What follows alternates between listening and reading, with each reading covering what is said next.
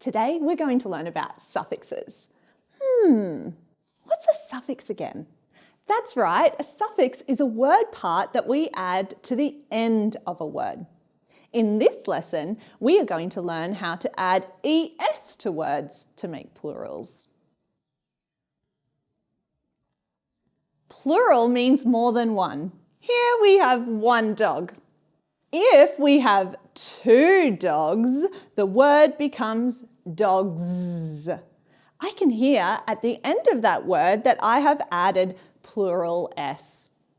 Plural s means more than one, and we know that s can represent the sound s or z when added to a word to make a plural.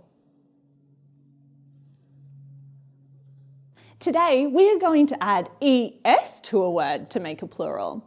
So if the word ends with s, z, ch, or sh, we don't add s, we add es. Let's read these words together. B, a, s. Yep, it ends in s. We add es. Buses.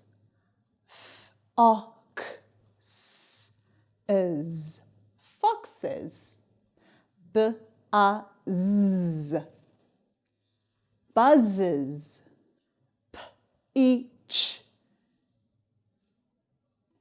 is, peaches, d-ish, is, dishes.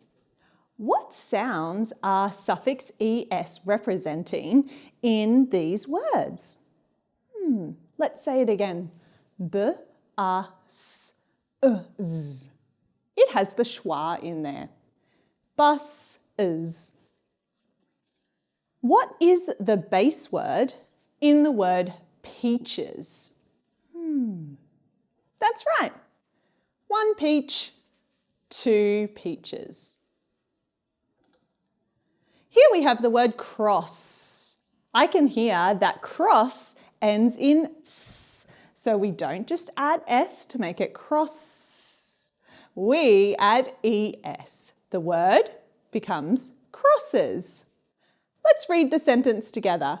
I won the game with 3 crosses in a row. When we add es to a word, it grows in a syllable. So because of that schwa sound, it now becomes cross-is, crosses. Watch me label the pictures. Here we have a bunch of boxes. B-o-k-s, box. If I want to make this word a plural, I add es, z, boxes. Here we have 2 glasses. G-u-a-s. I can hear that word ends in s. So we add es, glasses. Now it's time for you to have a turn. Let's open our books to page 23 and have a turn at labelling some plurals.